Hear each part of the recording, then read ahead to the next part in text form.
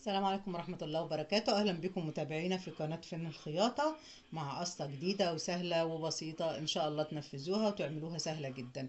هنعمل مع بعضنا النهاردة إن شاء الله قصة إسدال ب3 متر قماش يلبس وزن في 120 كيلو.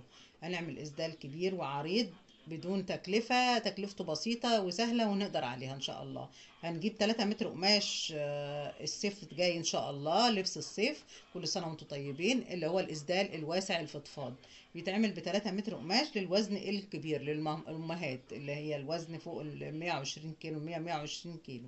هنعمل ال3 متر قماش بتوعنا هنطبقهم نصين، مش هنشيل منهم غير مسافة الطرحة بتاعتنا إن شاء الله. هتبقى حوالي 60 سنتي من عرض القماش. هنطبق متر على المتر، يبقى معانا مترين قماش. مش هنشيل منهم أي حاجة غير شطفة بسيطة عند الدوران بتاع الكم فقط. يعني احنا هنبتدي دلوقتي هنعمل نطبق القماش بتاعنا. هنحط اللهم صل على سيدنا محمد، نطبق متر على متر ونطبقهم على بعضهم، ونبتدي نفصل المتر اللي زايد معانا من القماش. المتر على المتر ان شاء الله يدينا اسدال عرض واسع جدا بعرض القماش بتاعنا زي ما هو. العرض بتاع القماش بتاعنا فيه كنار جميل من تحت مش عايزين نخسره. هنستغل الكنار دوت في الرسمه بتاعتنا في القص بتاعنا. نبتدي نطبق القماش مع بعضنا ونشوف ان شاء الله هنعمل ايه مع بعض.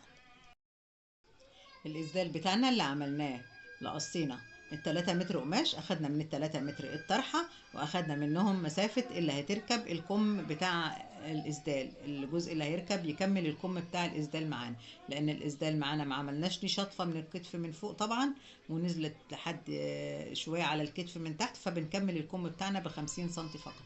50 سنتي من القماش اللي هو فايض معانا. احنا واخدين عرض من القماش، واخدين مترين من القماش عرض في طول متر ونص. متر ونص في عرض مترين، مترين متطبقين كده يا دوبك فتحناهم بس من النص وشطبناهم بس مش اكتر من كده. شطفه بسيطه من عند الباط من تحت كده، من تحت الكم بمسافه سقوط. بنزل حوالي 20 سنتي من الكتف، واخد شطفه صغيره خالص دوران كيرف بسيط كده.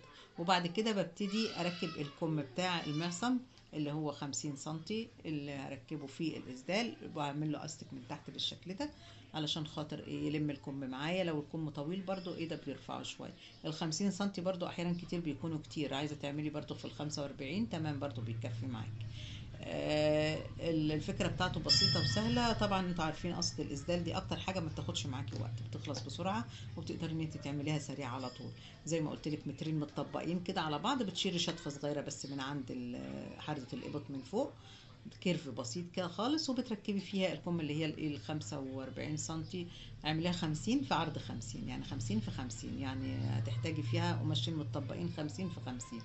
سهله خالص اهيت. وتعملي الاستك بتاعها، وبعد كده بتركبي الطرحه اللي انت شايلاها. بدل ما تعمليها الطرحه ديت زي ما قلت لكم احنا معانا متر فايض من القماش، بنعمل الطرحه ديت عرض ايه. لو انت حابه تعمليها 60 سنتي برضه هتكفي معاكي، تعملي عرض 60 سنتي للطرحه في طول متر ونص اللي هو عرض القماش بتاعنا. وبكده هيكون عملت الاسدال سهل وبسيط وسريع ان شاء الله، ومش متعب ومش مكلف، وخياطته سهله وسريعه خالص معانا. وربنا يوفقكم ويوفقنا.